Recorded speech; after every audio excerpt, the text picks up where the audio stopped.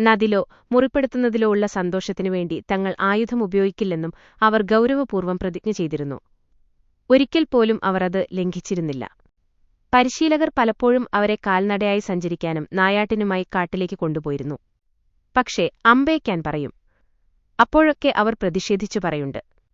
കേവലം നിരപരാധികളായ ലക്ഷ്യങ്ങൾക്ക് നേരെ അയത്തിന്റെ ക്ഷേമത്തിനും ജനങ്ങളുടെ സേവനത്തിനും വേണ്ടിയാണ് ഉപയോഗിക്കാനുള്ളതാണ്. ആ ആവശ്യത്തിനു വേണ്ടിയാണ് അവ ഞങ്ങളുടെ കൈവശമുള്ളത്.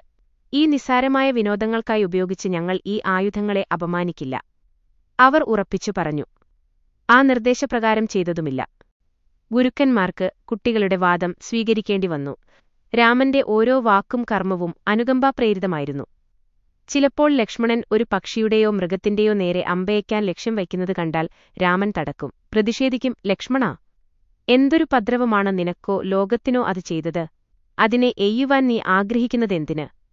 നിരപരാധികളായ ജീവികളെ ഉപദ്രവിക്കരുതെന്ന രാജാക്കന്മാരുടെ നീതിധർമ്മങ്ങൾക്കെതിരാണ് അത് എന്ന് നിനക്കറിഞ്ഞുകൂടെ? ചക്രവർത്തി പലപ്പോഴും രാജകുമാരന്മാരെ അടുത്തിരുത്തി മന്ത്രിമാരുടെ ഇടയിലിരുന്ന് ഭരണസംബന്ധമായോ നീതിന്യായ വിചാരണയെ സംബന്ധിച്ചോ ഭരണത്തിൽ ധർമ്മതത്വങ്ങൾ അവലംബിക്കുന്നതിനെക്കുറിച്ച് ചർച്ച നടത്താറുണ്ട്. അദ്ദേഹം തന്റെ പൂർവികന്മാരുടെയും മറ്റുള്ളവരുടെയും കഥകൾ പറഞ്ഞു. അവരെങ്ങനെ പ്രജകളുടെ സ്നേഹവും ഭക്തിയും നേടിയെന്നും അവരെങ്ങനെ രാക്ഷസന്മാർക്കെതിരായും ദേവന്മാർക്കുവേണ്ടിയും പോരാടിയെന്നും അവരുടെ പരിശ്രമങ്ങളിൽ ഈശ്വരകാരുണ്യവും സഹായവും എങ്ങനെ നേടിയെന്നും മറ്റുള്ള കഥകൾ. അച്ഛനും മക്കൾക്കും ഈ കഥകൾ പറയുമ്പോൾ ഹർഷപ്രകർഷമുണ്ടായി. ഈ ചർച്ചകളിൽ മന്ത്രിമാർ മാറി മാറി പങ്കെടുത്തു. വർഷങ്ങൾ കഴിഞ്ഞു. രാജകുമാരന്മാർ വളർന്നുവന്നപ്പോൾ ഭരണപരമായ ചില പ്രവർത്തനങ്ങൾ അവരെ ഏൽപ്പിക്കാമെന്ന വിശ്വാസം മന്ത്രിമാർക്കുണ്ടായി. രാജകുമാരന്മാർക്ക് ഭരണഭാരമേറ്റെടുത്താൽ ഭൂമി സ്വർഗമായി മാറുമെന്ന് ജനങ്ങൾ വിശ്വസിച്ചു. രാജകുമാരന്മാരെ കണ്ട ജനങ്ങൾക്ക് അവർ തമ്മിൽ സ്നേഹപൂർവ്വം ഒരു ബന്ധം ഉയർന്നുവരുന്നുണ്ടെന്ന് തോന്നി. അവർ തമ്മിൽ നടക്കാറുള്ള സംഭാഷണങ്ങളിൽ മാനസികമായ ഐക്യം പ്രകടമായിരുന്നു. സരളരും വിനീതരും ഗുണശാലികളും നിസ്വാർത്ഥികളുമായ രാജകുമാരന്മാരെ സ്നേഹിക്കാത്ത, അവരെ നോക്കിയിരിക്കാൻ ആഗ്രഹിക്കാത്ത ഒരാൾ തന്നെ അയോധ്യാനഗരിയിലുണ്ടായിരുന്നില്ല. അയോധ്യയിലെ കുട്ടികൾക്ക് അവർ സ്വന്തം ശരീരം പോലെ പ്രിയപ്പെട്ടവരായിരുന്നു. നഗരത്തിനാകെ അതിന്റെ ഹൃദയം പോലെ വിലപ്പെട്ടതും. പരാവിദ്യ. കുട്ടികൾക്ക് 11-12 വയസ്സായപ്പോൾ ദശരഥൻ സദ്ഗുണനിധിയായ മന്ത്രി സുമന്ത്രരെ തന്റെ സന്നിധിയിൽ വരുത്തി. കുട്ടികൾക്ക് പരാവിദ്യ പഠിപ്പിക്കാനുള്ള ഏർപ്പാടുകൾ ചെയ്യാൻ ചുമതലപ്പെടുത്തി. അപരാവിദ്യയിലൊരാൾ എത്രമാത്രം നിപുണനാണെങ്കിലും പരാവിദ്യയ്ക്കു മാത്രമേ ധർമ്മങ്ങൾ ആചരിക്കുന്നതിനുള്ള ശക്തി പ്രദാനം ചെയ്യാൻ കഴിയൂ എന്ന് അദ്ദേഹം പറഞ്ഞു. ആ ഇളംപ്രായത്തിൽ തന്നെ അവർക്ക് ഏറ്റവും ഉയർന്ന ധാർമ്മിക സംസ്കാരം നൽകേണ്ടതാണ്. ജീവിതത്തിൽ ആദ്യകാലത്ത് ലഭിക്കുന്ന ഉപദേശങ്ങളുടെയും അനുഭവങ്ങളുടെയും മേലെയാണ് പിൽക്കാല ജീവിതത്തിൽ വിജയമോ പരാജയമോ കെട്ടിപ്പൊക്കുന്നത്. ആദ്യകാല വർഷങ്ങളാണ് പിൽക്കാല വർഷങ്ങളായ അരമനയുടെ അടിത്തറ. അതുകൊണ്ട് അദ്ദേഹം പറഞ്ഞു, രാജകുമാരന്മാരെ രാജ്യത്തിന്റെ എല്ലാ ഭാഗങ്ങളിലേക്കും കൊണ്ടുപോകൂ. അവർ ജനങ്ങളുടെ സ്ഥിതി മാത്രമല്ല, പുണ്യസ്ഥലങ്ങളുടെ ദിവ്യത്വവും മനസ്സിലാക്കട്ടെ. പരിശുദ്ധ സ്ഥലങ്ങളുടെ ദിവ്യത്വവും ക്ഷേത്രങ്ങളുടെയും അവിടെ പ്രതിഷ്ഠ നടത്തിയ സന്യാസിമാരുടെയും മഹർഷിമാരുടെയും ചരിത്രങ്ങളും അവർക്ക് വിവരിച്ചുകൊടുക്കൂ. ആ സ്ഥലങ്ങളെ പവിത്രീകരിക്കുന്ന ദിവ്യത്വത്തിന്റെ ഉറവുകളിൽ നിന്നും അവർ മതിയാവോളം പാനം ചെയ്യട്ടെ. അവരങ്ങനെ ചെയ്യുന്നത് നന്നായിരിക്കുമെന്നെനിക്ക് തോന്നുന്നു. വളരുംതോറും അവർ ഐന്ദ്രിയമായ ആഗ്രഹങ്ങൾക്കും പ്രചോദനങ്ങൾക്കും ഉന്മുഖമായിത്തീരും. അത്തരം പ്രവണതകൾക്ക് അവർ ഇരയായിത്തീരുന്നതിനു മുമ്പ് അവരിൽ പ്രപഞ്ചത്തിൽ മുഴുവൻ വ്യാപിച്ചിട്ടുള്ള ആ ദിവ്യശക്തിയുടെ നേരെ ഭക്തിയും ബഹുമാനവും പ്രതിഷ്ഠിക്കുക ഉത്തമമായിരിക്കും.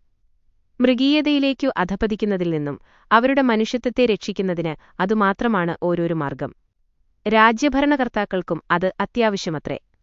കുലഗുരുവിനോടും ആചാര്യന്മാരോടും ആലോചിച്ച് വിലാംബം യാത്രാപരിപാടി തയ്യാറാക്കുക. രാജകുമാരന്മാർ ഈ മഹത്തായ സൗകര്യം ലഭിക്കാൻ പോകുന്നതിൽ സുമന്ത്രർ മതിമറന്നാഹ്ലാദിച്ചു. അദ്ദേഹം തനിക്ക് തൃപ്തിയാകും വിധം എല്ലാ ഒരുക്കങ്ങളും ചെയ്തു. അവരുടെ കൂടെ യാത്ര ചെയ്യാൻ അദ്ദേഹവും തയ്യാറായി. രാജകുമാരന്മാർ നടക്കാൻ പോകുന്ന തീർത്ഥാടനത്തെപ്പറ്റി രാജമാതാവും അറിഞ്ഞു. എത്രയും ദിവ്യവും ധീരവുമായ ഒരു പര്യടനത്തിന് പുറപ്പെടുന്നത് അവർക്കും സന്തോഷപ്രദമായിരുന്നു. അത് ഏറ്റവും പ്രയോജനപ്രദമാക്കി തീർക്കാൻ അവരും പല കാര്യങ്ങളും ചെയ്തു. അവരുടെ കൂടെ പരിചാരകരെയും സഹാക്കളെയും അയക്കാൻ അവർ ഏർപ്പാട് ചെയ്തു. പുണ്യസ്ഥലങ്ങൾ സന്ദർശിക്കാനുള്ള ഈ പരിപാടിയിൽ രാജകുമാരന്മാരും വളരെ ആഹ്ലാദചിത്തരായി. അവർ കൂട്ടുകാരെ ആവേശഭരിതരാക്കി. കൂട്ടുകാർക്കുവേണ്ടി അവർ രാജാവിൽ നിന്നും വസ്ത്രങ്ങളും മറ്റു സജ്ജീകരണങ്ങളും സമ്പാദിച്ചുകൊടുത്തു. തീർത്ഥാടനം. പിറ്റേ ദിവസം യാത്രയ്ക്കുള്ള ശുഭമുഹൂർത്തമായി. രാജകുമാരന്മാർ മാതാപിതാക്കളുടെ പാദങ്ങളിൽ നെറ്റിതൊട്ടുവിട്ട് നമസ്കരിച്ചു. കുലഗുരുവിന്റെയും പാദങ്ങളിൽ നമസ്കരിക്കുകയുണ്ടായി. ദൃഷ്ടിദോഷം തടയാനും തിന്മയിൽ നിന്നുള്ള രക്ഷയ്ക്കായും അവരുടെ നെറ്റിയിലും കണ്ട സ്ഥലങ്ങളിലും പുള്ളികൾ കുത്തി. കുട്ടികൾ രാജകീയ വസ്ത്രങ്ങൾ ഉപേക്ഷിച്ച് ദേശാടന വസ്ത്രങ്ങൾ ധരിച്ചു. മുണ്ടുടുത്ത് ഉത്തരീയം കഴുത്തിൽ ചുറ്റി. എല്ലാവരിൽ നിന്നും യാത്രാനുവാദം വാങ്ങി അവർ രഥത്തിൽ കയറി. അവരെ യാത്രയയക്കാൻ അവിടെ കൂടിയിരുന്ന ആയിരക്കണക്കിന് പൗരന്മാരിൽ നിന്നും പുറപ്പെട്ട വിജയാശംസകളുടെ പ്രതിധ്വനിക്കിടയിൽ രക്ഷാഭടന്മാർ മുമ്പിലും പിമ്പിലുമായി രഥം മുന്നോട്ടു നീങ്ങി. ദിവസങ്ങൾ, ആഴ്ചകൾ, മാസങ്ങൾ കടന്നുപോയി. അവർ ഓരോ ക്ഷേത്രവും പുണ്യസ്ഥലവും സന്ദർശിച്ചു. ഓരോ സ്ഥലത്തെയും ദിവ്യത്വം ഉൾക്കൊള്ളുകയും ചെയ്തു. വിശ്വാസത്തോടും ഭക്തിയോടും കൂടി ഓരോ ദേവസ്ഥാനത്തും ആരാധന നടത്തി വിശദമായ അന്വേഷണത്തോടെ ഓരോ സ്ഥലത്തിന്റെ ചരിത്രവും ക്ഷേത്രങ്ങളുടെ മൂലത്തനിമയും മനസ്സിലാക്കി. ഈ തീർത്ഥാടനത്തിനുപയോഗിച്ച നീണ്ടകാലത്തിൽ അവർ മറ്റ് ചിന്തകൾക്കോ പ്രവർത്തനങ്ങൾക്കോ സമയം കൊടുത്തില്ല. സുമന്ത്രർ ഓരോ സ്ഥലത്തിന്റെയും ദിവ്യത്വം ഭംഗിയായി വിവരിച്ചുകൊടുത്തു. ആ വിവരങ്ങൾ കേട്ട് അവരുടെ ഹൃദയത്തിൽ ഹർഷപ്രകർഷമുണ്ടായി. വിവരണം കുറേക്കൂടി വിശദവും അഗാധവുമാക്കാൻ രാജകുമാരന്മാർ സുമന്ത്രരെ ചോദ്യങ്ങൾ വഴി നിർബന്ധിച്ചു. കുട്ടികളുടെ താൽപര്യം സുമന്ത്രരിൽ അത്യന്തം ആനന്ദമുണ്ടായി. അദ്ദേഹം അവർക്ക് കൂടുതൽ വിവരങ്ങളും പ്രചോദനങ്ങളും നൽകി. ഇപ്രകാരം അവർ കന്യാകുമാരി മുതൽ കാശ്മീരം വരെയും കിഴക്കേ സമുദ്രം മുതൽ പടിഞ്ഞാറ് സമുദ്രം വരെയും 3 മാസത്തിനകം സഞ്ചരിച്ചു. ജനങ്ങളുടെ കഷ്ടപ്പാടുകൾ അവർ നേരിട്ട് കണ്ടു. സാമ്രാജ്യത്തിന്റെ പല ഭാഗങ്ങളിലും തീർത്ഥയാത്രികർ അനുഭവിക്കുന്ന അസുഖങ്ങളും അസൗകര്യങ്ങളും മനസ്സിലാക്കി. അവയെല്ലാം പരിഹരിക്കണമെന്നും ആവശ്യങ്ങൾ സാധിച്ചു കൊടുക്കണമെന്നും സുമന്ത്രരോട് രാമൻ നിർദ്ദേശിച്ചു. അനേകം ക്ഷേത്രങ്ങളുടെ ജീർണോദ്ധാരണത്തിനും അഭിവൃദ്ധിക്കും അവർ ഉത്തരവാദികളായി. ശുദ്ധജലമുള്ള കിണറുകൾ കുഴിപ്പിക്കുക, റോഡുകൾക്കിരുവശങ്ങളിലും തണൽമരങ്ങൾ വെച്ചുപിടിപ്പിക്കുക, ദാഹാർത്തരായ യാത്രികർക്ക് വെള്ളം കൊടുക്കുന്നതിനുള്ള തണ്ണീർ പന്തലുകൾ ഏർപ്പെടുത്തുക, സാർഥവാഹക സംഘത്തിന് തങ്ങാനുള്ള താവളങ്ങൾ നിർമ്മിക്കുക, ആരോഗ്യകേന്ദ്രങ്ങൾ സ്ഥാപിക്കുക തുടങ്ങിയവയെല്ലാം അവരുടെ ഉത്തരവാദിത്തത്തിൽ നടന്നു. ഈ സൗകര്യങ്ങൾ ഏർപ്പെടുത്തണമെന്ന് രാമൻ ആഗ്രഹം പ്രകടിപ്പിച്ചപ്പോഴെല്ലാം സുമന്ത്രർ ഉടൻ തന്നെ ആവശ്യമായ നടപടികൾ സ്വീകരിച്ചു. സാമ്രാജ്യത്തിൽ സുമന്ത്രരെപ്പോലെ ഇത്രയും രാജഭക്തനും ഭരണപ്രാപ്തനുമായ ഒരു മന്ത്രി ഉണ്ടായതിൽ രാജകുമാരന്മാർ വളരെ സന്തോഷിച്ചു. ഇത്തരം മന്ത്രിമാരുള്ളപ്പോൾ ക്ഷേമവും പുരോഗതിയും സുനിശ്ചിതമാണെന്ന് അവർ അന്യോന്യം പറഞ്ഞു. രാജകുമാരന്മാരുടെ തീർത്ഥാടനത്തിന്റെ വിവരങ്ങൾ പ്രത്യേകം അയോധ്യയിൽ അറിയിച്ചിരുന്നു. അറിയിപ്പുകാർ ഓട്ടക്കാരായിരുന്ന അവർ മാറി മാറി ഓടി വിവരമെത്തിക്കുകയും അയോധ്യയിലെ വിവരം തിരികെയോടി വന്നെത്തിക്കുകയും ചെയ്തിരുന്നു.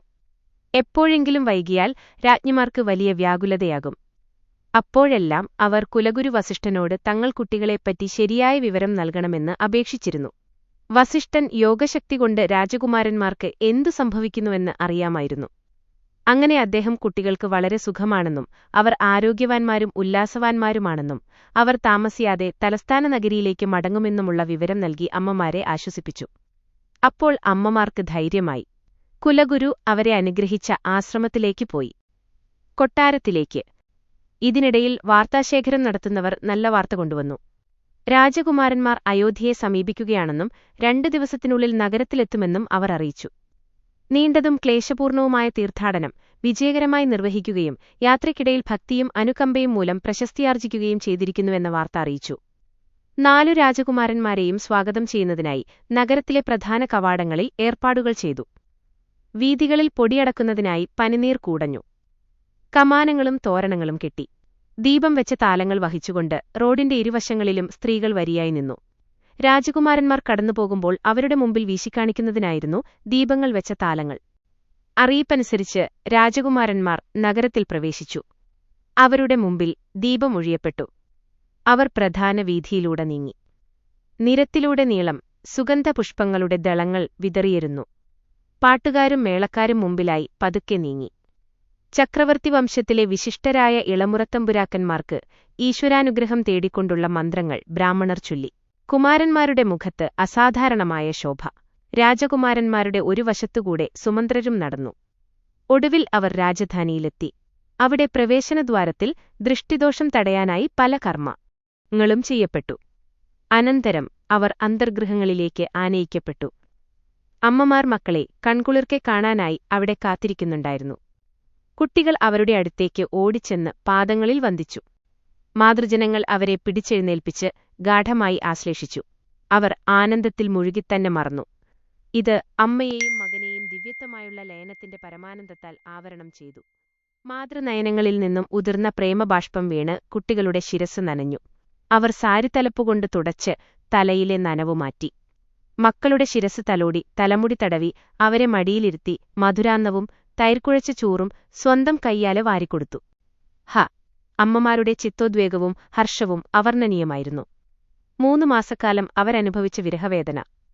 കുട്ടികളെ അവരുടെ ശ്രദ്ധയിലും വരുതിയിലും രാവും പകലും അല്പദിവസങ്ങളോളം കിട്ടിയപ്പോൾ വിഷമതകൾ അല്പം ലഘൂകരിക്കപ്പെട്ടു. തീർത്ഥാടനത്തിന്റെ കഥകൾ കേൾക്കാൻ അവർ ഉത്സുകരായി.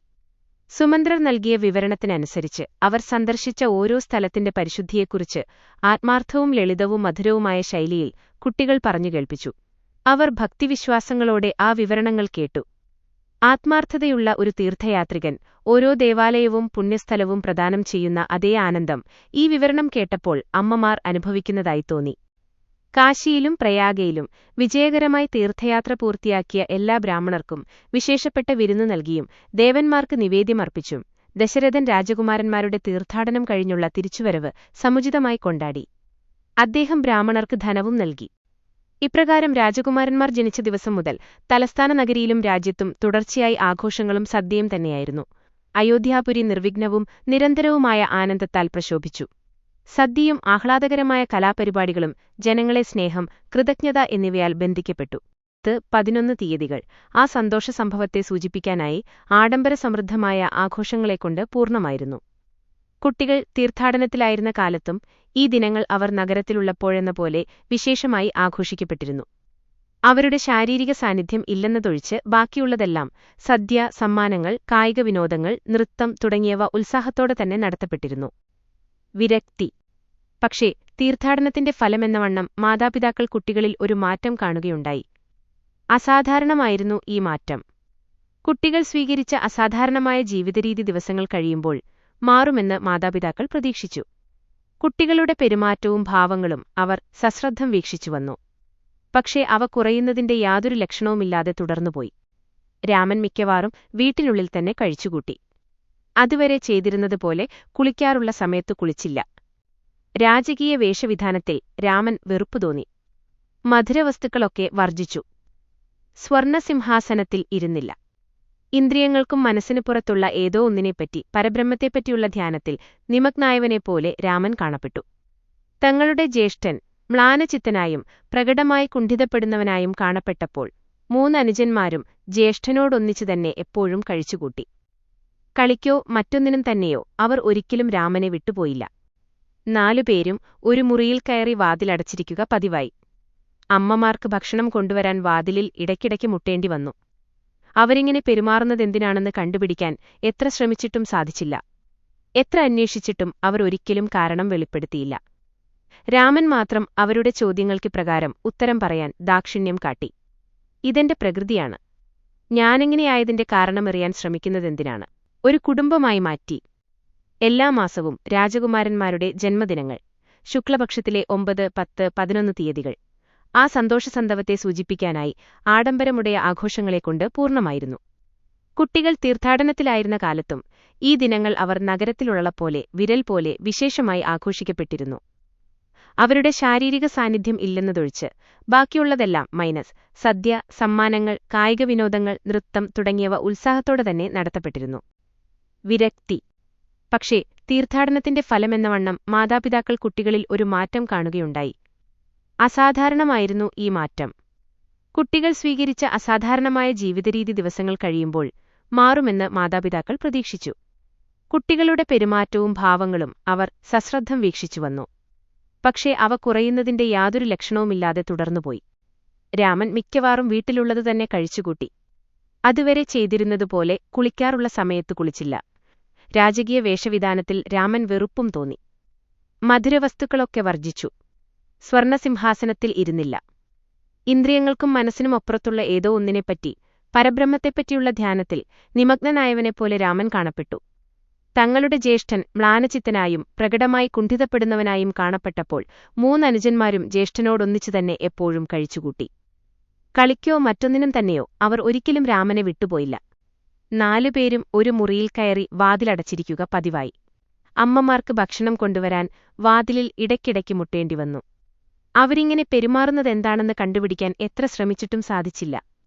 എത്ര അന്വേഷിച്ചിട്ടും അവരൊരിക്കലും കാരണം വെളിപ്പെടുത്തിയുമില്ല. രാമൻ മാത്രം അവരുടെ ചോദ്യങ്ങൾക്ക് പ്രകാരം ഉത്തരം പറയാൻ ദാക്ഷിണ്യം കാട്ടി. ഇതെന്റെ പ്രകൃതിയാണ്. ഞാൻ ഇങ്ങനെയായതിന്റെ കാരണമറിയാൻ ശ്രമിക്കുന്നതെന്തിനാണ്? കാര്യങ്ങളുടെ സ്ഥിതി ഇനിയും ശ്രദ്ധിക്കാതിരിക്കുന്നത് ശരിയല്ലെന്നു മാതൃജനങ്ങൾക്ക് തോന്നി. അവർ കാര്യം ദശരഥനെ അറിയിച്ചു. കുട്ടികളെ തന്റെ മുറിയിലേക്ക് കൂട്ടിക്കൊണ്ടുവരാൻ രാജാവ് ആളെ അയച്ചു. ഇതുവരെ വിളിച്ചാൽ ഓടിവരാറുള്ള കുട്ടികൾ ഇപ്പോൾ വരാൻ വളരെ സമയമെടുക്കുന്നത് ദശരഥന് ആശ്ചര്യവും അസ്വസ്ഥതയും ഉണ്ടായി. അദ്ദേഹം അവരുടെ മുറിയിലേക്ക് പോകാനൊരുങ്ങി. ആ ഘട്ടത്തിലൊരു പരിചാരകൻ വന്ന് രാജകുമാരന്മാർ വരുന്നുണ്ടെന്ന് അറിയിച്ചു. അദ്ദേഹം കുട്ടികളെ ആശ്ലേഷിച്ചുമാറോട് അണച്ചു നിർത്തി. പിന്നെ അവരെ ഇരുവശവുമിരുത്തി അദ്ദേഹം വിശേഷങ്ങളെപ്പറ്റി അവരോടന്വേഷിച്ചു. ഇതിനു മുൻപ് അദ്ദേഹം ഒരു ചോദ്യം ചോദിച്ചാൽ കുട്ടികൾ 10 ഉത്തരം പറയുക പതിവായിരുന്നു. പക്ഷേ ഇന്ന് അദ്ദേഹം 10 ചോദ്യം ചോദിച്ചു. അവർ ഒന്നിനും ഉത്തരം നൽകിയില്ല. ദശരഥൻ രാമനെ മടിയിലിരുത്തി വാത്സല്യത്തോടുകൂടി അവനോട് ചോദിച്ചു, മകനേ, ഇങ്ങനെ സംസാരിക്കാതിരിക്കുന്നതെന്തിന്? ഈ നിസ്സംഗതയുടെ ആവശ്യമെന്താണ്? നീയെന്നാഗ്രഹിക്കുന്നത് നിനക്കുവേണ്ടതെന്താണെന്ന് പറയൂ. ഞാൻ ഉടനെ മുടക്കില്ലാതെ നിവർത്തിക്കാമല്ലോ. നീ മുമ്പത്തെപ്പോലെ നിന്റെ സഹോദരന്മാരുമായി ഒന്നിച്ചുകൂടുകയും കളിക്കുകയുമൊക്കെ ചെയ്യാത്തതുകൊണ്ട് അവർക്കും വ്യാകുലതയുണ്ട്. രാജാവ് പ്രേമപൂർവ്വം രാമനെ തലോടുകയും മുഖത്തുനോക്കുകയും ചെയ്തു. എങ്കിലും താൻ വളരെ സംതൃപ്തനാണ്, തനിക്കൊന്നും ആവശ്യമില്ല എന്ന മറുപടിയിലപ്പുറം രാമനൊന്നും പറഞ്ഞില്ല. ഈ അസാധാരണമായ പെരുമാറ്റം കണ്ടു ദശരഥൻ ഉത്കണ്ഠാകുലനും ക്ഷുബ്ധനുമായി. കണ്ണിൽ ബാഷ്പം നിറഞ്ഞു. ഈ ശോകഭാവം കണ്ടിട്ടും കുട്ടികൾക്ക് ഒരു കുലുക്കവുമുണ്ടായില്ല. മക്കളുടെ സ്വഭാവം എങ്ങനെയായിരിക്കണം എന്നതിനെപ്പറ്റി ചില മൃദുവായ വാക്കുകൾ സംസാരിച്ച് അദ്ദേഹം അവരെ അവരുടെ മുറിയിലേക്കയച്ചു. അദ്ദേഹം ഈ കാര്യം ആലോചിക്കുന്നതിനായി സുമന്ത്രരെ വിളിച്ചു. തീർത്ഥയാത്രയിൽ കുട്ടികൾ ഇങ്ങനെ തകരാറിലാവാൻ എന്തെങ്കിലും സംഭവിച്ചിരുന്നോ എന്നും അവർക്കിഷ്ടപ്പെട്ട ചില സ്ഥലങ്ങൾ കൂടി സന്ദർശിക്കാൻ ആഗ്രഹിച്ചിരുന്ന അവസരത്തിൽ മന്ത്രി അവരെ വേഗം മടക്കിക്കൊണ്ടുപോന്നതാണോ എന്നും സുമന്ത്രരോട് ചോദിച്ചു. ദശരഥൻ അനേകം ചോദ്യങ്ങൾ ചോദിച്ചുകൊണ്ട് അദ്ദേഹത്തെ അലട്ടി. ഇതെല്ലാം കേട്ട് സുമന്ത്രർക്ക് അത്ഭുതവും ഭയവുമുണ്ടായി. മറുപടി പറയുമ്പോൾ അദ്ദേഹത്തിന്റെ ചുണ്ടുകൾ വിറച്ചു. രാജകുമാരന്മാർക്ക് അസന്തുഷ്ടിയുണ്ടാകേണ്ട യാതൊന്നു തന്നെ യാത്രയ്ക്കിടയിൽ സംഭവിച്ചിട്ടില്ല. ഒരു ബുദ്ധിമുട്ടും നേരിടേണ്ടിയും വന്നിട്ടില്ല. അവരുടെ ഓരോ ആഗ്രഹവും അംഗീകരിക്കുകയും അതുപ്രകാരം പ്രവർത്തിക്കുകയും ചെയ്തിട്ടുണ്ട്. അവർ ആവശ്യപ്പെട്ടത്ര ഞാൻ ധർമ്മം കൊടുത്തിട്ടുണ്ട്. തീർത്ഥയാത്രികർക്ക് വീടുണ്ടാക്കി കൊടുക്കണമെന്ന് അവർ എവിടെ നിന്നെല്ലാം ആവശ്യപ്പെട്ടുവോ അവിടെയെല്ലാം അപ്പൊത്തന്നെ വീട് നിർമ്മിച്ചു കൊടുത്തിട്ടുണ്ട്. മനസ്സില്ലായ്മയോ കാലതാമസവോ ഉണ്ടായിട്ടില്ല. അവരിഷ്ടപ്പെടാത്ത ഒരു സംഭവത്തെപ്പറ്റിയും അവരോട് പറഞ്ഞിട്ടില്ല. മാത്രമല്ല, ഞാൻ അതുപോലെയുള്ള സംഭവം കണ്ടിട്ടുമില്ല. ഞങ്ങളുടെ തീർത്ഥാടനം ആനന്ദത്തിന്റെയും ആരാധനയുടെയും ഒരു നീണ്ട യാത്രയായിരുന്നു. ദശരഥൻ തന്റെ മന്ത്രിയെ നല്ലവണ്ണം അറിയാമായിരുന്നു. ഒടുവിൽ പറഞ്ഞു, സുമന്ത്രരെ, താങ്കൾ മഹാനായ നല്ല മനുഷ്യനാണ്. അവഗണനയോ തെറ്റോ വരുത്താൻ താങ്കൾ അപ്രാപ്തനാണെന്ന് എനിക്ക് നല്ലപോലെ അറിയാം. പക്ഷേ വിശദീകരണക്ഷമമല്ലാത്ത ഏതോ കാരണം കൊണ്ട് കുട്ടികൾക്ക് തീർത്ഥാടനത്തിനു ശേഷം ഒരു മാറ്റം വന്നതായി ഞാൻ കാണുന്നു. അവർക്ക് ഭക്ഷണത്തിനോ വിനോദത്തിനോ ഒന്നും താൽപ്പര്യം കാണുന്നില്ല. അടുത്തുള്ള ആളുകൾ എത്ര സ്വാധീനം ചെലുത്താൻ ശ്രമിച്ചും ചോദിച്ചിട്ടും രാമൻ യാതൊരുത്തരവും പറഞ്ഞില്ല. ഈ അസാധാരണമായ പെരുമാറ്റത്തിന്റെ കാരണം സൂചിപ്പിച്ചുമില്ല. കാര്യങ്ങളുടെ അയഥാർത്ഥതയെ സംബന്ധിച്ച സ്വന്തം ബോധത്തിൽ അവൻ ആമഗ്നനായിരിക്കുന്നു. എനിക്കിത് കണ്ട് ആശ്ചര്യം തോന്നുന്നു. രാജനിമാർക്കും ഇത് വല്ലാതെ ഉള്ളിൽ കൊണ്ടിട്ടുണ്ട്. അവർക്ക് ഉത്കണ്ഠ വർദ്ധിച്ചുവരുന്നു. ദശരഥൻ സുമന്ത്രരോട് ഇപ്രകാരം പറഞ്ഞപ്പോൾ രാജഭക്തനായ മന്ത്രി മറുപടി കൊടുത്തു. അനുവദിക്കുകയാണെങ്കിൽ ഞാൻ കുട്ടികളെ കണ്ട് അസ്വാസ്ഥ്യത്തിന്റെ സ്വഭാവം മനസ്സിലാക്കാൻ ശ്രമിക്കാം. ദശരഥൻ പറഞ്ഞു, വളരെ ശരി. ഉടനെ പോകൂ. കാരണം കണ്ടുപിടിച്ചാൽ പരിഹാരത്തിന് പ്രയാസമില്ല. രോഗശമനത്തിന് കാലദൈർഘ്യം വേണ്ടിവരില്ല. സുമന്ത്രർ ഉത്കണ്ഠാഭാരവുമായി കുട്ടികളുടെ മുറിയിലേക്ക് തിരക്കിട്ടുപോയി. മുറി ഉള്ളിൽ നിന്ന് പൂട്ടിയതായിട്ടാണ് കണ്ടത്. ദശരഥൻ പുറത്തു നിൽക്കുന്നുണ്ടായിരുന്നു. സുമന്ത്രൻ വാതിലിൽ മുട്ടിയപ്പോൾ ലക്ഷ്മണൻ വാതിൽ തുറന്ന് അദ്ദേഹത്തെ ഉള്ളിലേക്ക് പ്രവേശിപ്പിച്ചു. അവർ വാതിലടച്ചു. അവർ പല വിഷയങ്ങളെപ്പറ്റിയും കുറേക്കാലമായി ദീർഘനേരം സംഭാഷണം നടത്തി. അവരുടെ മ്ലാനതയ്ക്കു ഹേതു അവരിൽ നിന്നും വെളിപ്പെടുത്താനായിരുന്നു ശ്രമം. പക്ഷേ ആ രഹസ്യത്തിലേക്കെത്തിനോക്കാൻ പോലും അദ്ദേഹത്തിനു കഴിഞ്ഞില്ല. തീർത്ഥാടനവേളയിൽ അദ്ദേഹം കണ്ട സൗഹൃദത്തിന്റെ വിശാലതയും അതിൽ പിന്നെ വളർന്നുവന്ന അകൽച്ചയും തമ്മിലുള്ള വ്യത്യാസം മന്ത്രി കണ്ടു. വിഷാദാത്മകതത്തിന്റെ കാരണം തന്നോട് വെളിപ്പെടുത്തണമെന്ന് അദ്ദേഹം രാമനോട് കണ്ണീർ തൂവി അഭ്യർത്ഥിച്ചു. രാമൻ മന്ദഹസിച്ചു പറഞ്ഞു, സുമന്ത്രരേ, എന്റെ നിജപ്രകൃതമായ ഒന്നിനെപ്പറ്റി എന്തു കാരണമാണ് തരാൻ കഴിയുക? എനിക്ക് ആവശ്യങ്ങളൊന്നുമില്ല, ഒരാഗ്രഹവുമില്ല. അതിനെ സംബന്ധിച്ച് താങ്കൾക്ക് ഒരു ഉത്കണ്ഠയും വേണ്ട. മറ്റൊന്നും കൂടുതലായി ചെയ്യാനാവാതെ സുമന്ത്രർ ദശരഥന് സമീപം ചെന്നു. നാളെ കുലഗുരുവിനെ വരുത്തി എന്തു നടപടിയാണ് ഈ കാര്യത്തിലെടുക്കേണ്ടതെന്ന് ആലോചിക്കുകയാണ് നല്ലതെന്ന് തോന്നുന്നു. അദ്ദേഹം പറഞ്ഞു. രാജാവിന്റെ സമ്മതത്തോടുകൂടി അദ്ദേഹം യാത്രയായി. രാജാവ് ശോകാകുലനായി. അദ്ദേഹം ബാക്കി കാര്യങ്ങളെല്ലാം അവഗണിച്ചു. സാമ്രാജ്യത്തിന്റെ ആവശ്യങ്ങളെപ്പറ്റിയൊന്നും ചിന്തിച്ചില്ല. കുട്ടികളുടെ പെരുമാറ്റത്തെ വിശദീകരിക്കുന്നതിനായി അനേകം താത്വിക സിദ്ധാന്തത്തെ നെയ്തെടുത്തു. അവർ യൗവനകാലത്തേലേക്ക് കടക്കുകയാണ്. ഇതുപോലെ പ്രകൃതിയുടെ വിപ്ലവകരങ്ങളായ മാറ്റങ്ങൾ സാധാരണയാണ്. അദ്ദേഹം ഊഹിച്ചു. രാജനീതിമാരുമായി ഈ അഭിപ്രായം പങ്കുവച്ച് കുറച്ചിട്ട് മനഃസാസ്ഥ്യം നേടി. കുലഗുരു വസിഷ്ഠൻ രാജധാനിയിലേക്ക് വരുന്നുണ്ടെന്നറിഞ്ഞപ്പോൾ രാജനീതിമാർ ആവശ്യമുള്ള ഒരുക്കങ്ങളെല്ലാം ചെയ്തു കാത്തിരുന്നു. ഗുരു എത്തി. എല്ലാവരും അദ്ദേഹത്തിന്റെ പാദത്തിൽ നമസ്കരിച്ചു. അവർ കുട്ടികളുടെ പ്രത്യേകമായ ഇപ്പോഴത്തെ അവസ്ഥയെക്കുറിച്ച് ഉത്കണ്ഠാകുലമായ ചോദ്യങ്ങൾ ചോദിച്ചു. അവരെല്ലാം കണ്ണീർ പൊഴിക്കുന്നുണ്ടായിരുന്നു. രാജാവിന്റെയും രാജനീതിമാരുടെയും പ്രക്ഷുബ്ധാവസ്ഥ കണ്ടപ്പോൾ വസിഷ്ഠൻ ശ്രദ്ധ ഉള്ളിലേക്ക് തിരിച്ചു. അന്തർദർശനത്തിലൂടെ ദുഃഖത്തിന്റെ കാരണം കണ്ടുപിടിക്കാൻ ശ്രമിച്ചു. അദ്ദേഹത്തിന്റെ തുളഞ്ഞുകയറുന്ന പരിശുദ്ധിക്ക് മുൻപിൽ കാരണം വേഗം വെളിപ്പെട്ടു. നിമിഷങ്ങൾക്കുള്ളിൽ അദ്ദേഹം രാജ്ഞിമാരുടെ നേരെ തിരിഞ്ഞ് ഇങ്ങനെ ഉറപ്പിച്ചു പറഞ്ഞു: കുട്ടികൾക്ക് യാതൊരു രോഗവുമില്ല. അവർ സാധാരണ കുട്ടികളല്ല. അവർ ലൗകികമായ ആശയുടെ ഏറ്റവും ചെറിയ കണികയിൽ നിന്നുപോലും മുക്തന്മാരാണ്. അകളങ്കിതമാണ് അവരുടെ മനസ്സ്. ഉത്കണ്ഠ വേണ്ട. അവരെ എന്റെ അടുത്തെത്തിക്കുക. നിങ്ങൾക്ക് സ്വന്തം മുറികളിലേക്ക് പോകാം. ഈ ഉറപ്പ് ലഭിച്ചതിൽ രാജാവും രാജ്ഞിമാരും വളരെ സന്തുഷ്ടരായി രാജകുമാരന്മാരെ കൂട്ടിക്കൊണ്ടുവരാൻ ആളെ വിട്ട് അവർ സ്വന്തം സ്ഥാനങ്ങളിലേക്ക് മടങ്ങി. ലക്ഷ്മണനും ഭരതനും ശത്രുഘ്നനും ഗുരുവിനെ കാണാൻ വേഗം തയ്യാറായി. എന്നാൽ രാമൻ തിരക്കൊന്നും കാട്ടിയില്ല. അവിടുന്നും പതിവുപോലെ ആലോചനാമഗ്നനായിരുന്നു. അതുകൊണ്ട് ലക്ഷ്മണൻ രാമന്റെ പാദം സ്പർശിച്ചു പറഞ്ഞു: നാം താമസിക്കാതെ പോവുകയാണ് നല്ലത്. അല്ലെങ്കിൽ നാം ഗുരുവിന്റെ ആജ്ഞ നിരസിക്കുവാൻ ധൈര്യപ്പെട്ടുവെന്ന് നമ്മുടെ മാതാപിതാക്കന്മാർ ദുഃഖിക്കും. ലക്ഷ്മണൻ പല വാദമുഖങ്ങളും ഉന്നയിച്ച് രാമനോട് നിർബന്ധപൂർവം അപേക്ഷിച്ചു. അവസാനം ലക്ഷ്മണനും ഭരതനും ശത്രുഘ്നനും അവരുടെ ജ്യേഷ്ഠ സഹോദരനോടൊന്നിച്ച് ഗുരുസന്നിധിയിലെത്തി. അവർ ഗുരുവിന്റെ പാദങ്ങളിൽ നമസ്കരിച്ച് ഭക്ത്യാദരങ്ങളോടെ നിന്നു. രാമപ്രശ്നം. അവരെ കണ്ട വസിഷ്ഠൻ അടുത്തുചെന്ന് അവരോട് തന്നോടൊപ്പം ഇരിക്കാൻ സ്നേഹപൂർവ്വം ആവശ്യപ്പെട്ടു. അവരെല്ലാം അദ്ദേഹത്തിന്റെ അടുത്തിരുന്നു. എന്നാൽ രാമൻ വസിഷ്ഠന്റെ വളരെ അടുത്തുതന്നെ ഇരിക്കണമെന്ന് മഹർഷി ആവശ്യപ്പെട്ടു. അവന്റെ തലമുടി തലോടുകയും പുറത്തു തട്ടുകയും ചെയ്തുകൊണ്ട് രാമനെ വാത്സല്യപൂർവ്വം ഓമനിച്ച് അദ്ദേഹം പറഞ്ഞു: രാമ, നീയേതാണ് ഇങ്ങനെ ശാന്തനും നിശബ്ദനുമായിരിക്കുന്നത്? ഈ മാറ്റത്തിന്റെ കാരണം വിശദീകരിക്കാനാവാതെ അച്ഛനും അമ്മമാരും വ്യസനത്തിലും ഭയത്തിലും മുഴുകിയിരിക്കുകയാണ്. അവരുടെ സുഖാവസ്ഥയെക്കൂടി നിനക്ക് നോക്കണ്ടേ? മാതൃദേവോ ഭവ പിതൃദേവോ ഭവ എന്ന വിലപ്പെട്ട പ്രമാണത്തിലല്ലേ? മാതൃഭക്തിയുടെയും പിതൃഭക്തിയുടെയും നിജസ്ഥിതി നീ കാണിച്ചു കൊടുക്കേണ്ടതാണ്. വസിഷ്ഠൻ ഇങ്ങനെ ധാരാളം പാഠങ്ങളും തത്വങ്ങളും രാമനെ കേൾപ്പിച്ചു.